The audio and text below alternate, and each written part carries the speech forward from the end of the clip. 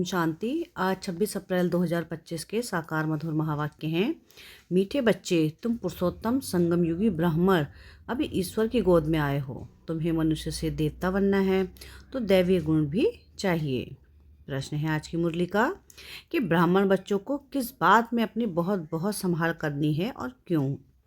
उत्तर है इसका कि सारे दिन की दिनचर्या में कोई भी पाप कर्म ना हो, इससे संभाल करनी है। क्योंकि तुम्हारे सामने बाप धर्मराज के रूप में खड़ा है। चेक करो, किसी को दुख तो नहीं दिया। श्रीमत पर कितना परसेंटेज चलते हैं, रावण मत पर तो नहीं चलते। क्योंकि बाप का बनने के बाद कोई विकर्म होता है तो एक का 100 गुना हो जाता है।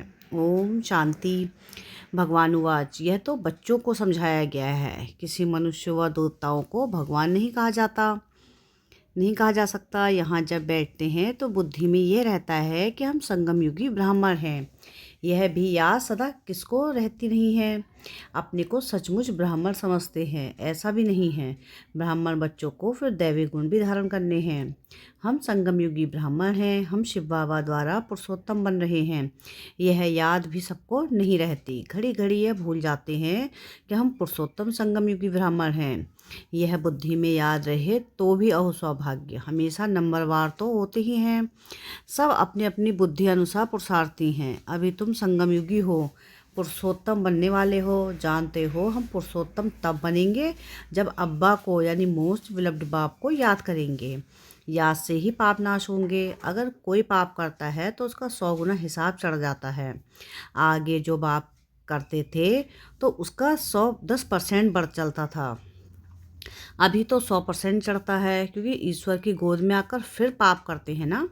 तुम बच्चे जानते हो बाप हमको पढ़ाते हैं पुरुषोत्तम सो देवता बनाने। यह याद जिसको स्थायी रहती है वह अलौकिक सर्विस भी बहुत करते रहेंगे।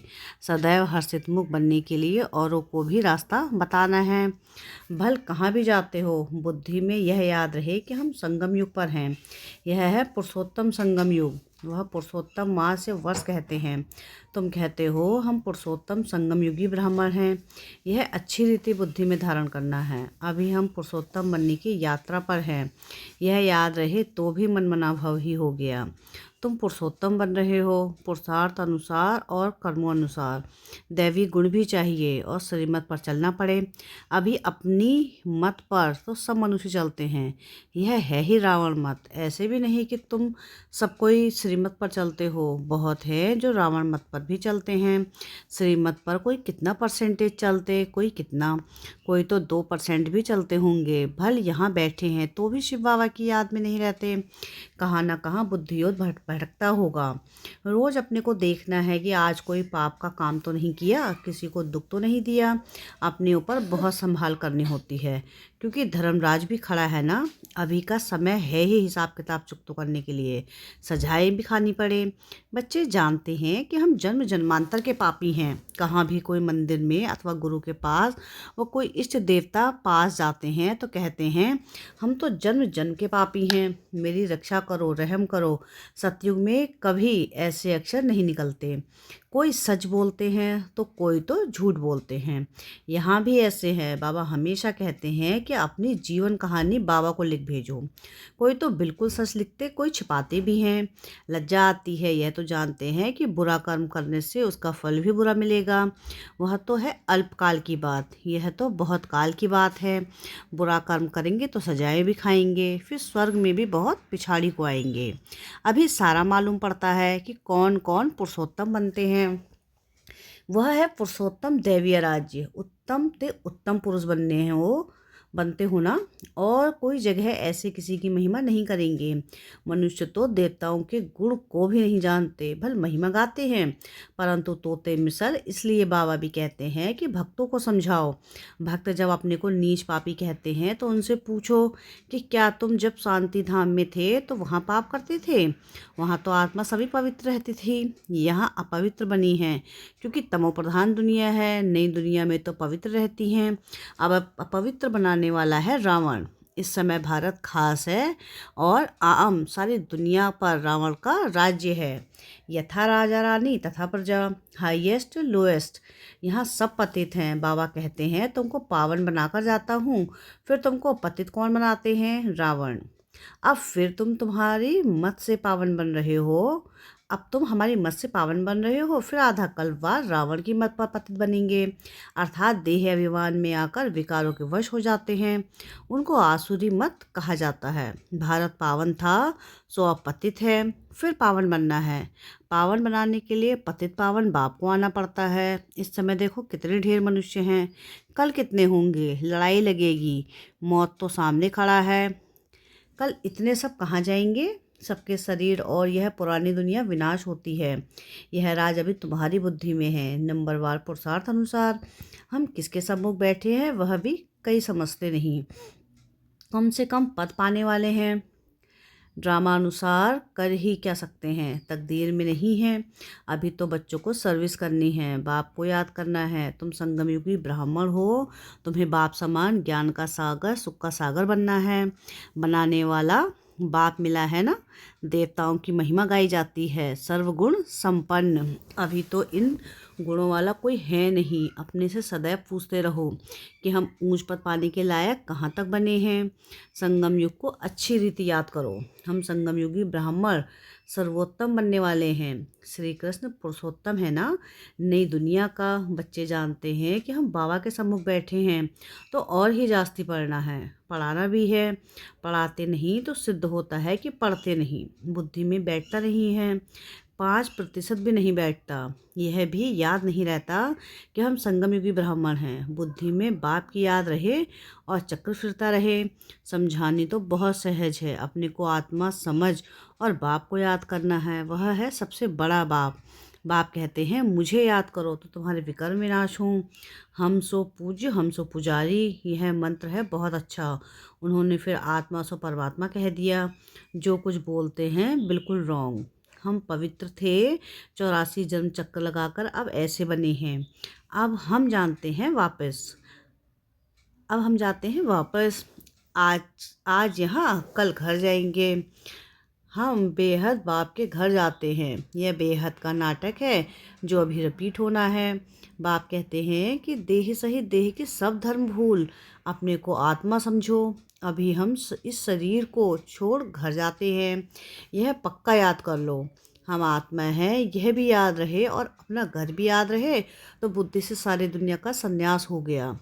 शरीर का भी संन्यास तो सबका संन्यास। वह हठयोगी कोई सारी सृष्टि का संन्यास थोड़ी ही करते हैं, उनका है अधूरा।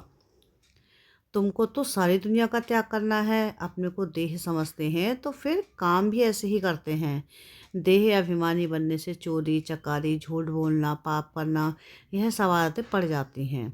आवाज़ से बोलने की भी आदत पड़ जाती है। फिर कहते हमारा आवाज़ ही ऐसा है। दिन में 25-30 पाप भी कर लेते हैं। झूठ बोलना भी पाप हुआ ना, आदत पड़ जाती है। बाबा कहते हैं आवाज़ कम करना सीखो सीखो ना। आवाज़ कम करने से कोई देरी नहीं लगती है। कुत्ते को भी पालते हैं तो अच्छा हो जाता है। बंदर कितने तेज होते हैं, फिर कोई के साथ हिर जाते हैं तो डांस आदि बैठ करते हैं। जानवर भी सुधर जाते हैं। जानवरों को सुधारने वाले हैं मनुष्य, मनुष्य को सुधारने वाला है बाप। बाप कहते हैं कि तुम भी जानवर मिसल हो, तो मुझे भी कच्चा अवतार 12 अवतार कह देते हो। जैसे तुम्हारी एक्टिविटी है उनसे भी बदतर मुझे कर दिया है, यह भी तुम जानते हो। दुनिया नहीं जानती। पिछाड़ी में तुमको साक्षात्कार होगा कि कैसे कैसे सजाएं खाते हैं, वह भी तुमको मालूम पड़ेगा। आधा कल्प भक्ति की है, अब बाप मिला है। बाप कहते हैं मेरी मत पर नहीं चलेंगे तो सजा और ही बढ़ती जाएगी। इसलिए अब पाप आदि करना छोड़ो, अपना चार्ट रखो, फिर साथ में धारणा भी चाहिए। किसको समझाने की प्रैक्टिस भी चाहिए। प्रदर्शनी के चित्रों पर ख्यालात चलाओ। किसको हम कैसे समझाएं। पहली बात यह उठाओ, गीता क्या भगवान कौन। ज्ञान का सागर तो पतित पावन परमपिता परमात्मा है ना। यह बाप है सभी आत्माओं का बाप। तो बाप का परिचय चाहिए ना। ऋषि मुनि आदि कोई को भी ना बाप का परिचय है, न रचना के आदि मध्यांत का। इसलिए पहले पहले तो यह समझा कर लिखवाओ कि भगवान एक है, दूसरा कोई हो नहीं सकता। मनुष्य अपने को भगवान कहला नहीं सकते। तुम बच्चों को अब निश्चय है भगवान निराकार है। बाप हमको पढ़ाते हैं, हम स्टूडेंट हैं। वह बाप भी है, टीचर भी है, सद्गुरु भी है। एक को याद करेंगे तो टीचर और गुरु दोनों ही याद आएगी। बुद्धि भटकनी नहीं चाहिए। सिर्फ शिव भी नहीं कहना है, शिव हमारा बाप भी है, सुप्रीम टीचर भी है, हमको साथ ले जाएंगे। उस एक की कितनी महिमा है, उनको ही याद करना है। कोई कोई कहते हैं इसने तो बीके हो जाए तो गुरु बनाया है, इसने तो बीके को जाए गुरु बनाया है। तुम गुरु तो बनते हो ना, फिर तुमको बाप नहीं कहेंगे, टीचर गुरु कहेंगे, बाप नहीं। तीनों ही फिर उस एक बाप को ही कहेंगे। वह सबसे बड़ा बाप है, इनके ऊपर भी वह बाप है। यह अच्छी रीति समझाना है, प्रदर्शनी में समझाने का अक्ल चाहिए, परंतु अपने में इतनी हिम्मत नहीं समझते कि बड़ी बड़ी प्रदर्शनी होती है तो जो अच्छे अच्छे सर्विसेबल बच्चे हैं उनको जाकर सर्विस करनी चाहिए। बाबा मना थोड़ी ही करते हैं, आगे चल साधु संत आदि को भी तुम ज्ञान बाण मारते रहेंगे।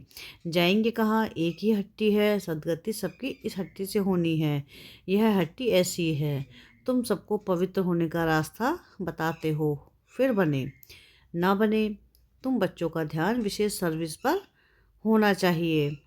भले बच्चे समझदार हैं परंतु सर्विस पूरी नहीं करते तो बाबा समझते हैं राहु की दशा बैठी है। दशाएं तो सब पर फिरती है ना, माया का परछाया पड़ता है, फिर 2 रोज बाद ठीक हो जाते हैं। बच्चों को सर्विस का अनुभव पाकर आना चाहिए। प्रदर्शनी तो करते रहते हैं, क्यों नहीं मनुष्य समझकर झट लिखते हैं कि बरोबर गीता कृष्ण की नहीं शिव भगवान की गाई हुई है। कोई तो सिर्फ कह देते हैं यह बहुत अच्छा है, मनुष्यों के लिए बहुत कल्याणकारी है, सबको दिखाना चाहिए, परंतु मैं भी यह वर्षा लूँगा, ऐसे कोई कहते नहीं हैं। अच्छा, मीठे मीठे से खिले बच्चों प्रति माता पिता बाप दादा का याद प्यार और गुड मॉर्निंग। रूहानी बाप की रूहानी बच्चों को नमस्ते। हम रूहानी बच्चों की रूहानी बाप दादा को याद प्यार गुड मॉर्निंग और नमस्ते। शुक्रिया प्यारे बाबा, शुक्रिया। धारणा के लिए मुख्य सार है। सार की पहली पॉइंट है कि देह अभिमान में आकर आवाज़ से बात नहीं करनी है, इस आदत को मिटाना है। चोरी करना, झूठ बोलना, यह सब पाप है, इनसे बचने के लिए देही अभिमानी होकर रहना है। सेकंड पॉइंट है कि मौत सामने है, इसलिए बाप की श्रीमत पर चलकर पावन बनना है। बाप का बनने के बाद कोई भी बुरा कर्म नहीं करना है, सजाओं से बचने का पुरुषार्थ करना है। वरदान है आज की मुरली का कि लोक पसंद सभा की टिकट बुक करने वाले राज्य सिंहासन अधिकारी भव। कोई भी संकल्प या विचार करते हो तो पहले चेक करो कि यह विचार व संकल्प बाप पसंद है। जो बाप पसंद है वह लोग पसंद स्वतः बन जाते हैं। यदि किसी भी संकल्प में स्वार्थ है तो मन पसंद नहीं कहेंगे, और विश्व कल्याणार्थ है तो लोग पसंद व प्रभु पसंद कहेंगे। लोग पसंद सभा के मेंबर बनना अर्थात लॉ एंड ऑर्डर का राज्य अधिकार व राज्य सिंहासन प्राप्त कर लेना। स्लोगन है आज की मुरली का कि परमात्म साथ का अनुभव करो तो सब कुछ सहज अनुभव करते हुए सेफ रहेंगे। अब व्यक्ति सारे हैं कि कंबाइंड रूप की स्मृति से सदा विजयी बनो। जैसे शिव शक्ति कंबाइंड रूप है, ऐसे ही पांडव पति और पांडव सदा का कंबाइंड रूप है। पांडव पति पांडवों के सिवाय कुछ नहीं कर सकते। जो ऐसे कंबाइंड रूप में सदा रहते हैं उनके आगे बाप दादा साकार में जैसे सब संबंधों से सामने होते हैं। जहाँ बुलाओ वहाँ सेकंड में हाजिर, इसलिए कहते हैं हाजिरा हुजूर। अच्छा, ओम शांति।